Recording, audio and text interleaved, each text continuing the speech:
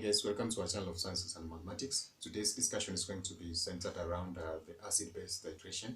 This is a procedure in volumetric analysis that of course entails trying to find, or maybe deals with trying to determine the concentration of solutions which are of a known concentration. And this basically of course entails the concept of using what we call a standard solution. So for that case, thank you and welcome.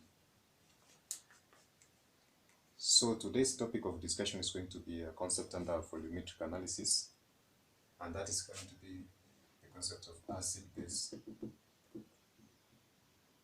titration. Now, under volumetric analysis, we've already discussed some of the concepts in our videos about the concept of volumetric analysis, but basically this one I'm going to link it with one of the concepts that we have discussed under electrochemistry, which will assist us to understand basically what the concept of an analyte and a reagent are. So in trying to represent the concept of acid-base titration, this is the general equation that we are going to use in order to try and determine the concentration of a known, or maybe the concentration of a substance which is not known, using the process of acid-base titration. So in this case, we're going to have an analyte reacting with the reagent to form a product. Now, the substance that is being tested, or the test substance, is what we call the analyte. And basically for the reagent, this is going to form what we call, of course, a standard solution.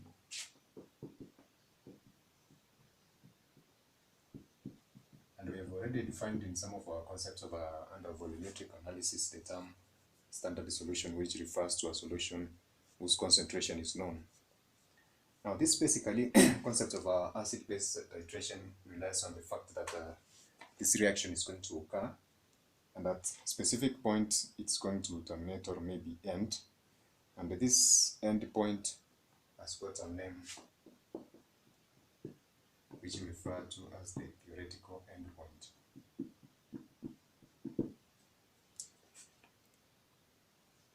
Now, at this specific endpoint, the amount of the titrant is trigonometrically equivalent to the substance being determined, and basically we can say at this particular point the reaction is observed to have undergone, or to go, or maybe go into conclusion.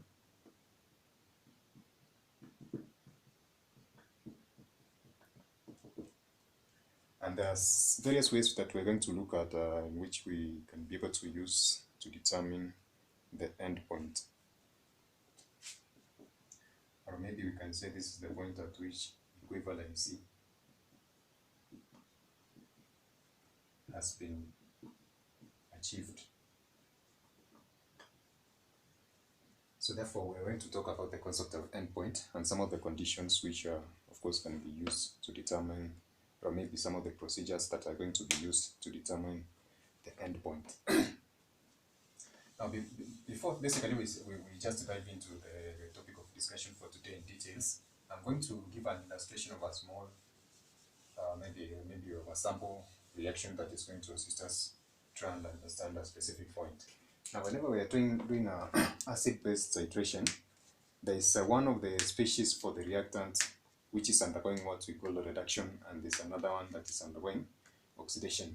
We have talked about the concept of oxidation and reduction in the electrochemistry, but I'm just going to do an illustration using perhaps the copper ions to try and illustrate what basically we mean by the concept of reduction and oxidation.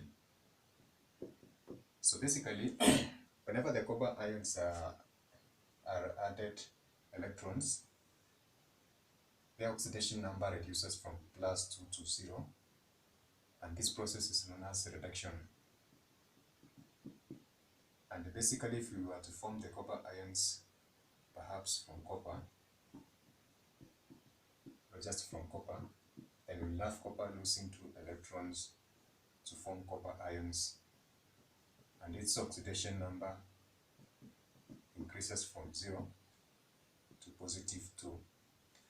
So therefore from this we can have a rough just a definition for the term reduction and oxidation, and this term is going to be known as a redox reaction.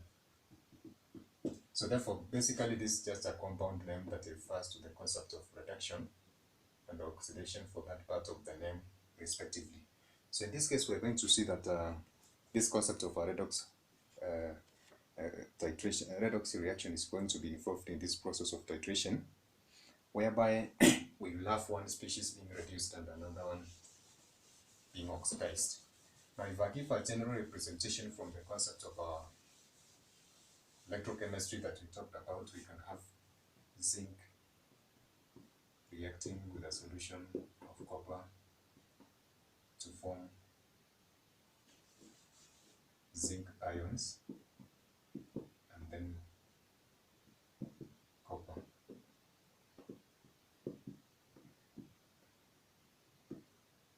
So basically if we try to use this one as an example that is representing a redox reaction, we can illustrate that zinc increases its oxidation number from 0 to 2, so therefore this process is oxidation, and copper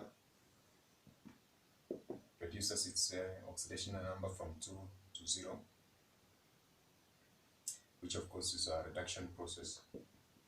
Now these two demonstrations that I've given for half reaction and this general one entails either the gain or loss of electron. If we try to see at this particular point there's a loss of electron for oxidation and the gain of electron for reduction.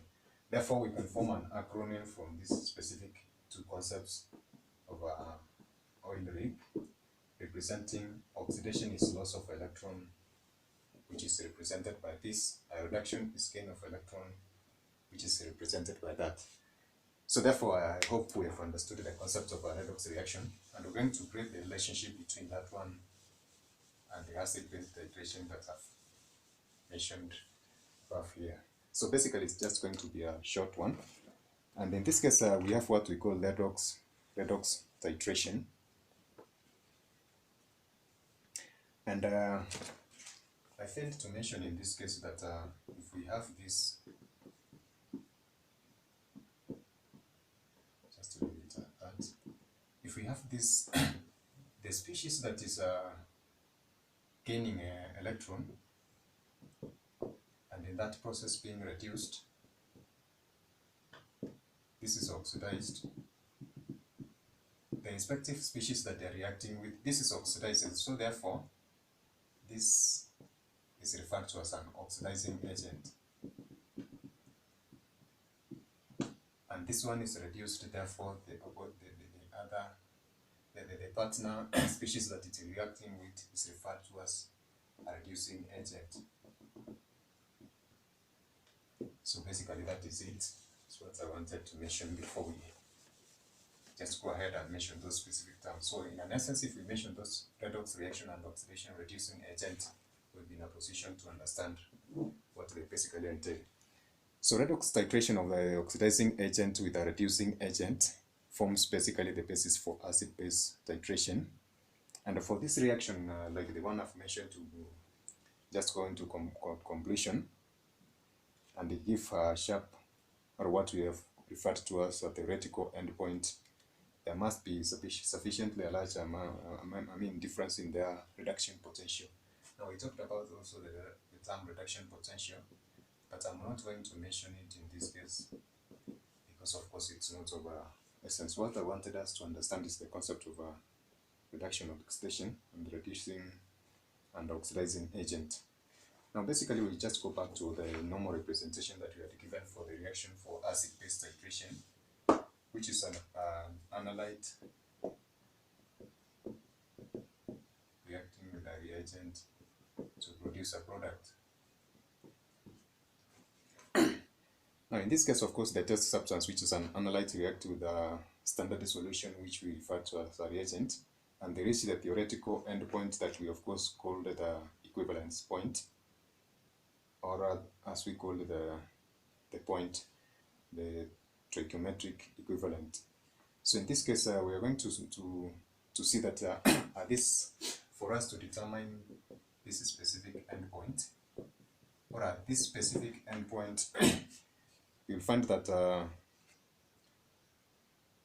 amount of titrant of this specific endpoint can be able to be determined, and by use of different means, as I said. So one of the ways in which we can be able to determine the endpoint is through the color change, and the next can be maybe the temperature. We can monitor the temperature to determine the endpoint, and then next we can be able to use what we call the refractive index. From optics, we can be able to relate what the refractive index entails, and the concept of conductivity. Now that we are talking about the concept of a solution which, of course, can be able to conduct maybe like an electrolyte, if it comes to a standstill maybe, or maybe it's not producing any potential difference, and therefore we can determine or maybe make a conclusion that it has come to an endpoint. And lastly, also, we can be able to use the concept of potential difference.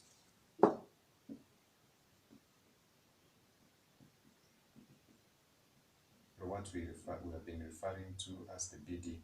So therefore, in this case, these are some of the ways in which we can be able to determine the end of that specific reaction, or whereby we have come to a conclusion of that specific reaction. I talked about the concept of a standard solution. They said that it's a solution whose concentration is known. And basically, we're going to see that this solution can be prepared, of course, by dissolving a weight accurate, or an accurately weighed quantity of a pure substance. And there's a place we had mentioned about reagent grade substance, which of course is a substance of a high purity of around 99.9%, that sometimes we refer to as the primary standard.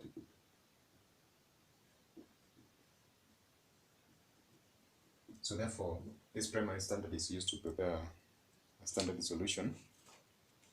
And in some cases, we might find that this particular primary standard, or maybe the reagent that is used is not pure enough, and this can be prepared by using an approximately concentrated substance, and then titrated against the primary standard to determine the exact concentration, in a process that we have of course mentioned in one of our videos that we call standardization.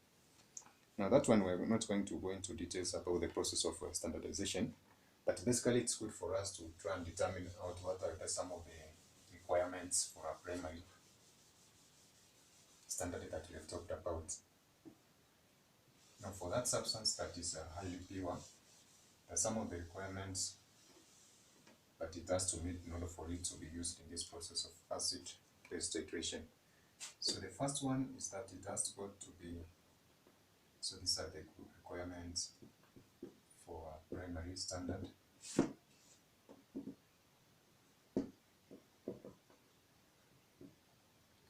So in this case, some of the requirements for a primary standard, of course, I've talked about the concept of purity. So it has got to be 100% pure, or maybe have a margin of a very small percentage of that scale. And therefore, this standard, our primary standard, has got to be stable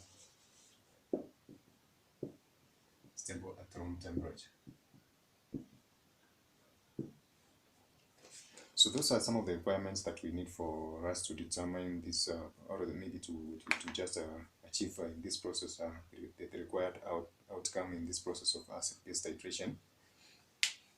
And therefore, there are some of the conditions that we may also allocate for us to, apart from the requirements for this primary standard, there are some of the conditions that we may be able to just allocate into this process to ensure that the process has been done successfully. So of course I'm going to list a few of them. or maybe some of the essential requirements that we need for acid-base titration. And now so these are requirements for titration. Now the first one, or the conditions that have to be met, is that the reaction should be stoichiometric.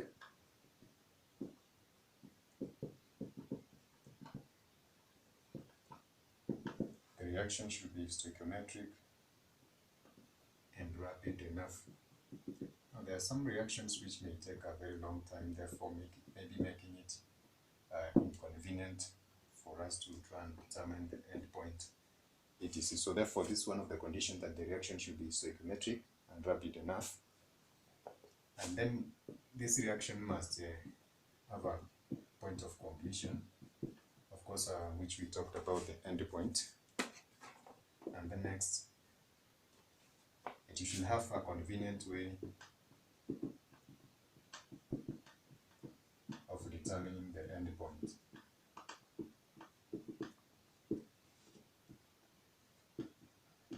So the reaction should have a convenient way of determining the endpoint.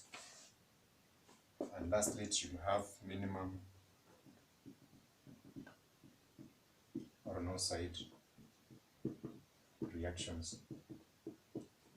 So these are some of the conditions for the requirement for the titration process to be successful. And whenever these conditions have been met, of course, we are then going to have to determine the concentration of a substance of a known, of course, the concentration of a known substance.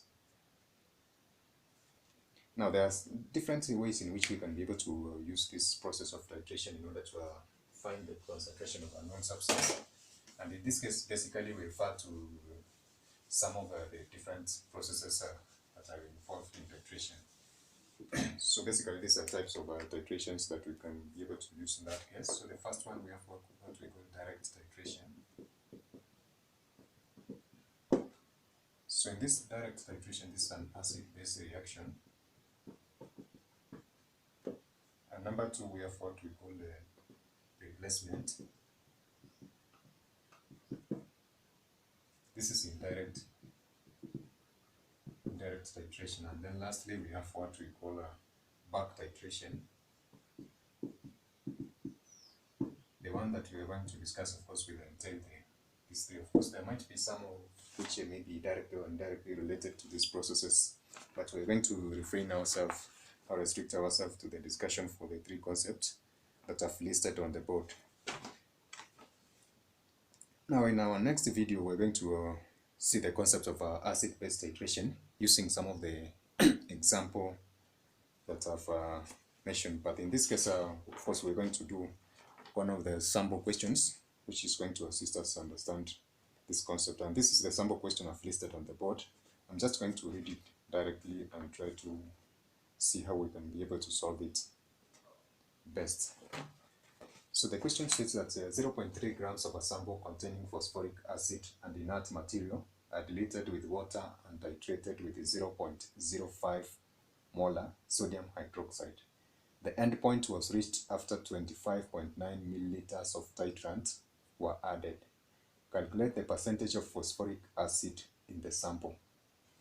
So in this case, we can see the concept of an acid and the sodium hydroxide being mentioned. So therefore, we can conclude that the sample question consists of the idea, or contain the idea of an acid-base titration.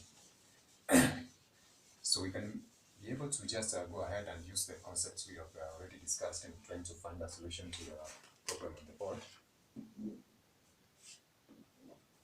by writing a stoichiometric equation as one of the conditions that we set for a successful acid-base titration. So we have been told that phosphoric acid was diluted and titrated with sodium hydroxide. So therefore, that there will be a reaction between this sodium hydroxide and the phosphoric acid. This is O, capital O.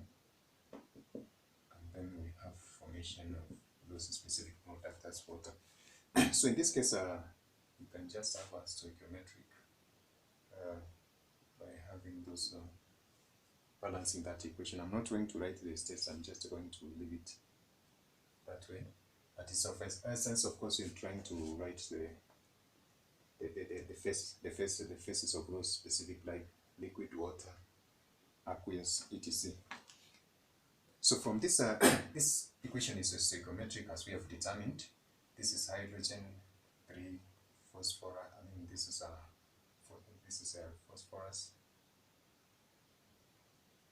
This is 1 4 plus 2 6. Okay, it's okay. So this is an acid. This is our acid, and this is our base trying to react. So this is an acid-base reaction, or a redox titration that we talked about. So the mole ratio between the reaction of an acid-base is just achieved by trying to look at the coefficients. Therefore, the reacting mole ratio for acid-base is 1 to 2. And we have been told that the concentration for sodium hydroxide is 0.05 molar, implying 0.05 moles in 1,000 centimeter cubed of that sodium hydroxide solution. So if the end point was reached after 25.9 milliliters of a titrant were added, so therefore the volume of the sodium hydroxide that was used can be determined from this relationship that we have been given. So remember, we said that 1 ml is equivalent to 1 centimeter cubed. So therefore we can just have a direct relationship. This is 25.9 centimeter cubed, and try to find out the number of moles of the base that were used in this particular reaction. So therefore, this is going to give us X number of moles of our sodium hydroxide. So therefore, the number of moles of sodium hydroxide used in this specific case is going to be found by just doing a product of 25.9 divided by 1000. So therefore, this is going to give us 0.001295 moles of sodium hydroxide used. But from the stoichiometric equation that we have on the board, we have a relationship in a sense that the number of moles of acid used were half of the sodium hydroxide used. So therefore, in finding the number of moles of acid that were used, it's going to be half the number of moles of sodium hydroxide which were used in this case, and that will be 0.0006475 moles of acid used. Now, having found the number of moles of acid used, we're going to use the relative formula mass of the specific acid. And remember, we are being asked to determine the percentage of phosphoric acid in that specific sample, and the sample was 3 grams.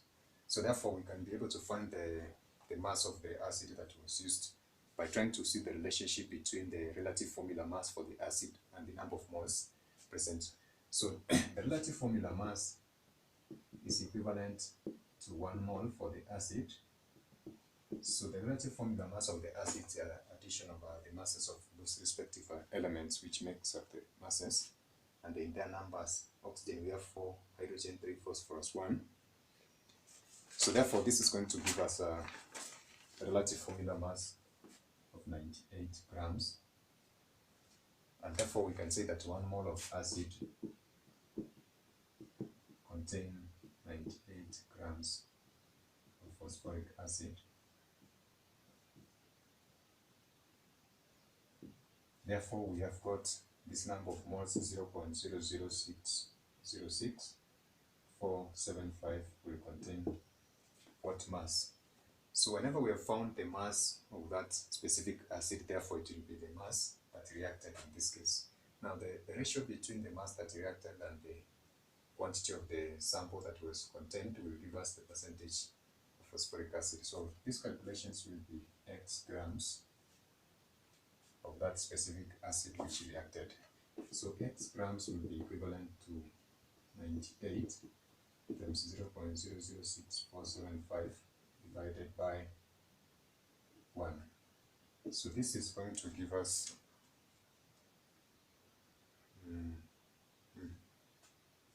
0.063455 grams of phosphoric acid which reacted.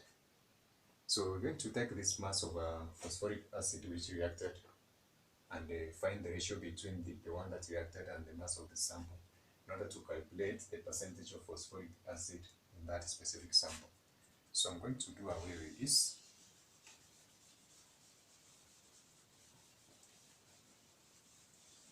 So therefore, to find the percentage of that phosphoric acid, we have the mass which reacted in that equation